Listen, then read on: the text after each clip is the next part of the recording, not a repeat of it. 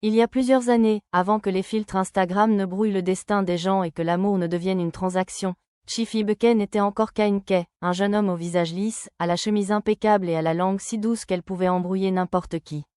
À Enugu, il était un entrepreneur en bâtiment qui courait de chantier en chantier, promettant toujours d'envoyer ses devis, demain. C'est là qu'il rencontra Dutor, une jeune femme simple, pieuse, qu'il aimait pour sa détermination et sa capacité à citer la Bible au milieu d'une lettre d'amour. Quand il lui dit « Tu es la prunelle de mes yeux », elle rougit et répondit « Alors ne laisse pas les vers manger ta prunelle ». Ils se marièrent dans son village lors d'une cérémonie modeste où le jollof rice fut épuisé avant même l'arrivée des cousins du marié. Au début, la vie était douce. Ils vivaient dans un petit appartement de 2 chambres. Chaque soir, Ibeke rentrait, s'asseyait sur la véranda, enlevait ses chaussures et criait « Dutor, où est ma soupe Angélique ?» Elle accourait de la cuisine en riant « Mon mari, ta soupe vole vers toi ». Les voisins enviaient leur complicité. Dutor priait sans cesse pour que leur labeur porte ses fruits. Et un jour, un gros contrat gouvernemental tomba. Soudain, Ibeke eut de l'argent, de nouveaux amis, de nouveaux horaires. Il rentrait tard, parlait vite, riait trop fort au téléphone. Quand Dutor demandait ce qui l'amusait, il répondait « Ce sont des histoires de contrat, ma chérie. Tu ne comprendrais pas. » Elle ne discutait pas. Élevée dans la croyance que le mariage exige de la patience et que les hommes sont comme des générateurs, il faut tirer la corde jusqu'à ce qu'ils redémarrent, elle se taisait. À la même période, dans la même ville, vivait Becky, une jeune femme qui avait maîtrisé l'art d'entrer dans une pièce et de faire tourner toutes les têtes. Claire de peau, extravertie, elle sentait toujours l'argent neuf. Elle ne croyait pas au travail lent. Elle croyait aux relations stratégiques. Un soir, dans un bar à bière, elle déclara à ses amis « Si tu ne peux pas t'enrichir par le talent, fais-le par association ». Lors d'un dîner de l'association des entrepreneurs, elle repéra Ibeke, seule, lisant un journal à l'envers parce que le titre l'agaçait. Elle s'approcha en robe rouge courte. « Bonsoir, Chief. » Il sourit, flatté. « Oh, tu me connais ?»« Qui ne connaît pas Chief Ibeke, le grand entrepreneur ?»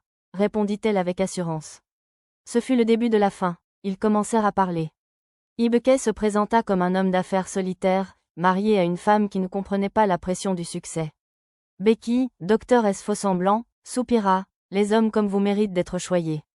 Les femmes d'aujourd'hui ne savent plus traiter un roi. » Dès lors, elle se mit en devoir de lui cuisiner des plats, surtout du riz frit trop épicé et de la viande de chèvre hors de prix. Elle glissait des mots doux dans ses poches. « Ne te fatigue pas trop, mon cher Chief. » Ibeke se laissait faire. Il se disait que c'était une amitié innocente. Mais bientôt, l'amitié devint des escapades secrètes le week-end. Il mentait à Dutor « Je dois aller à Abuja pour un contrat. » Elle l'aidait à faire sa valise, repassait ses chemises et priait « Que Dieu bénisse ton hustle. » Si seulement elle avait su de quel hustle il s'agissait. Becky n'était pas du genre à rester dans l'ombre. Elle voulait éclipser Dutor, la vraie épouse. Elle se mit à l'étudier comme un examen. Elle trouva son profil Facebook, ses photos, suivit sa page professionnelle Instagram en se faisant passer pour une cliente. Un soir, elle dit à une amie « Regarde comment elle s'habille, comme une chœur d'église, et pourtant elle a l'homme. Peu importe, je vais porter le même panier qu'elle. Mais noué plus haut. » Quand Ibeke parlait de la cuisine de sa femme, Becky rétorquait « Dis-moi comment elle fait, je te ferai mieux. » Il disait « Ma femme fait le meilleur égoussi. » Elle répondait « Alors ta femme va apprendre de moi. » Un jour, elle demanda à Ibeke d'apporter un vêtement de Dutor pour lui, faire une surprise. Il apporta un chemisier sans réfléchir. Becky le porta pour une séance photo et posta « Une femme qui porte la paix porte le pouvoir. » L'ironie ? La vraie propriétaire ignorait tout. À la maison, Dutor remarqua que son mari sentait un parfum différent. Elle se dit « Peut-être un nouveau désodorisant de voiture. » Elle lui demanda même « Chief, je t'en achète un pareil ?»« Ça sent bon. » Il manqua de s'étouffer. Becky devint audacieuse. Elle fréquenta les mêmes événements caritatifs que Dutor, s'asseyant au premier rang. Un jour, elle donna 500 000 naira au nom d'Ibeke. L'animateur cria « Applaudissez Madame Becky pour sa générosité ». Dutor applaudit poliment, sans savoir qu'elle félicitait la maîtresse de son mari. Ibeke, voyant les photos en ligne, faillit s'évanouir. Il gronda Becky « Tu vas me tuer ». Elle rit « Au moins, tu mourras dans le luxe ». À 50 ans, Ibeke vivait une série télévisée, un épisode pour sa femme, un pour sa maîtresse, un pour ses mensonges. Il quittait la maison avec sa Bible dans la voiture et sa conscience à la poubelle. Dutor, toujours aimante, priait pour qu'il trouve la faveur des rois. Et il en trouvait, mais pas des rois. Becky, elle, se voyait déjà Madame Ibeke. Elle disait à ses amis « Mon mari n'aime pas les commérages. »« Quel mari ?» demandait-elle. « Ne fais pas l'idiote, celui qui porte l'ici à Jéhu. » Un vendredi, Ibekey et Dutor se disputèrent pour du dentifrice. Elle voulait qu'on presse le tube par le bas. Il pressait au milieu. Elle corrigea doucement. Chief, du bas, ça dure plus longtemps. Il explosa. Tout doit avoir une procédure dans cette maison. Même le dentifrice? Il partit en claquant la porte, direction l'appartement de Becky. Elle l'accueillit en nuisette à plumes, l'embrassa sur la poitrine. Ta femme ne te mérite pas. Un roi doit être adoré, pas corrigé sur du dentifrice. Il rit. Elle ne sait pas parler doucement comme toi. Becky sourit. Alors je serai son remplacement. Il s'étouffa. Elle caressa sa main. Bientôt, le monde saura qui est ta vraie femme. Becky passa à la vitesse supérieure. Elle apparaissait, par hasard, au bureau d'Ibekey avec un thermos. C'est pour Chief, de la part de la maison. La secrétaire, impressionnée, posa le repas sur son bureau. Le même jour, Dutor, culpabilisé par la dispute sur le dentifrice, arriva avec une soupe de nugbou. Elle vit le thermos étiqueté « Pour mon chéri » et sourit. Mon mari a une ange qui cuisine pour lui. Dieu est bon. La secrétaire bafouilla. C'est l'autre madame. Dutor haussa les épaules, peut-être de l'église. Quand Ibekey vit les deux thermos, son âme quitta son corps. Il transpira. C'est une partenaire d'affaires. Elle cuisine parfois pour les réunions.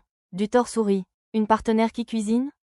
Que Dieu la bénisse. Le soir, Becky apprit la nouvelle et siffla. Ta femme n'a pas de cerveau. Tant mieux, ça me facilite la tâche. Elle déclara la guerre. Elle copia tout ce que faisait Dutor, en plus fort. Dutor donnait 100 000 naira à l'église? Becky donnait 300 000, annoncé à la radio. Dutor portait du lace à un mariage? Becky commandait le même à Lagos, avec des strass. Dutor postait « Joyeux anniversaire à mon amour ». Becky écrivait « Certains hommes valent tous les risques ». Ses abonnés ignoraient que le risque était le mariage d'une autre. Ibekey, épuisé, devenait étrangement gentil. Il offrait à Dutor des parfums, des pagnes, un nouveau téléphone. Elle pensait que ses prières fonctionnaient. Son amie, qui avait vu le même parfum sur la page Instagram d'une jeune fille, soupira. Merci Seigneur pour les prières exaucées. Qui font le tour? Le point de rupture vint lors d'un événement public. Becky arriva en robe dorée aveuglante, s'assit à côté d'Ibekey avant Dutor. L'animateur, trompé, lui tendit le micro. Madame Ibekey, un mot? Elle se leva. Je remercie mon mari, Chief, pour sa vision et sa patte. À cet instant, Dutor entra en pagne blanc simple. Le public retint son souffle.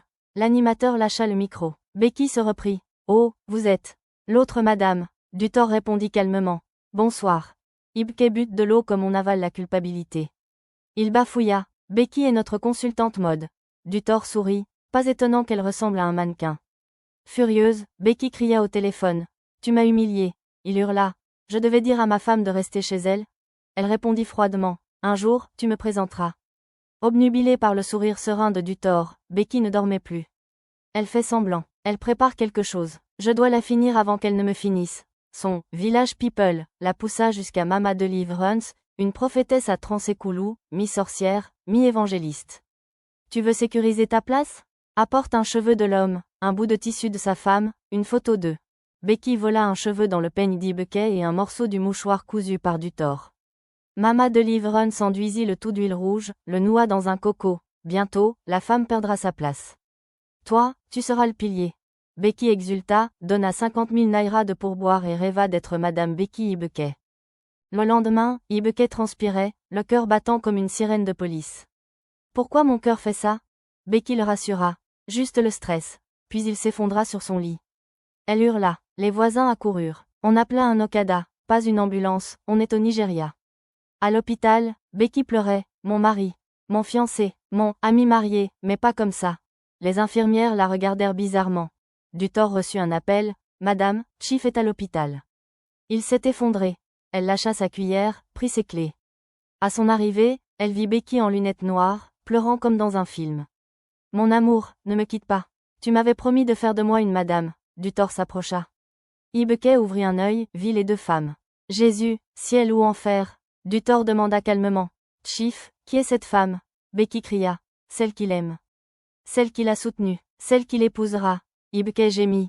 Becky, tu veux me tuer 2 fois? Le médecin intervint. Monsieur, baissez la tension, votre pression est à 180. Becky accusa. Il est malade à cause de la méchanceté de sa femme. Ibekey se redressa, arracha son masque à oxygène. Méchanceté? C'est ton riz trop épicé et ton caractère qui m'ont envoyé au tombeau. Une infirmière éclata de rire. Dutor secoua la tête. Vous vous méritez. Et elle partit sans un mot. Ibeke supplia. Dutor, attends. Mais elle était déjà loin. Le lendemain, une vidéo de l'hôpital fuita. Un homme marié s'évanouit chez sa maîtresse. La femme arrive pour l'épisode final. Elle devint virale. Les commentaires fusaient. Cette vie n'a pas d'équilibre, même pas honte, elle. Becky fut chassée par son propriétaire. L'immeuble est en rénovation. Tout le monde savait que c'était une expulsion par honte. Ses amis l'évitèrent. Une lui envoya. Je ne veux pas de ta compétition près de moi. Tu rivalises avec mon ombre. Les contrats d'Ibeke s'effondrèrent. Il rêva de Becky nouant un coco en criant son nom. Il se réveilla en hurlant. Feu du Saint-Esprit. Becky tenta de s'excuser. Il la repoussa. Tu confonds amour et destruction. Tu voulais ce que je ne t'ai jamais donné. Mama Deliverance la menaça. Apporte 200 000 ou je renverse tout. Becky cria. Renverse. Laisse-moi. 2 jours plus tard, elle tomba malade. Sa peau grattait, ses cheveux tombaient, elle rêvait de Coco la poursuivant au marché. Un pasteur lui dit. Tu as noué ce qui n'est pas à toi. Maintenant, ça te dénoue. Dutor se concentra sur ses enfants et son travail. Ibeke devint invisible à ses yeux.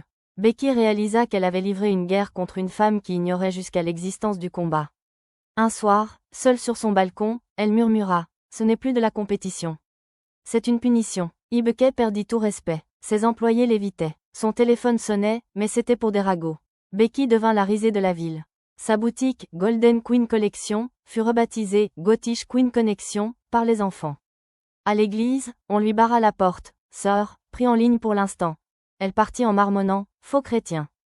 Un dimanche, elle se présenta chez Ibeke en dentelle noire et lunettes fumées, voulant une réconciliation théâtrale. Le gardien refusa d'ouvrir. Madame a dit. Toute femme avec perruque et trop de maquillage, j'appelle la police. Becky explosa. Je suis Madame Ibeke en attente. Il rit. Votre attente a expiré. Dutor sortit avec ses enfants, sublime en blanc et or. Elle sourit. Mademoiselle Becky, vous me cherchiez? J'espère que vous avez trouvé ce que vous cherchiez. Becky bégaya. Madame, je venais. Dutor coupa. Quoi? Me rendre l'homme que vous convoitiez? Gardez-le. Vous en aurez besoin quand le karma viendra. Le gardien manqua de s'étouffer de rire. Plus tard, un directeur taquina Ibeke. Chief, vous vous êtes évanoui au mauvais endroit. Dans votre bureau, on aurait appelé l'ambulance discrètement. Tout le monde rit. Le respect avait déménagé. Ce soir-là, Ibeke trouva Dutor en train de faire ses valises. Tu me quittes? Elle répondit sans lever les yeux. Je quitte la honte. Il s'agenouilla. Dutor, tu es ma vie. Elle soupira. Si j'étais ta vie, pourquoi es-tu mort dans la maison d'une autre? Il supplia. Elle dit. Je te pardonne. Mais pardonner ne veut pas dire rester. J'ai besoin de paix, pas d'excuses. Cette nuit-là, elle partit avec les enfants. Ibeke se réveilla dans une maison vide.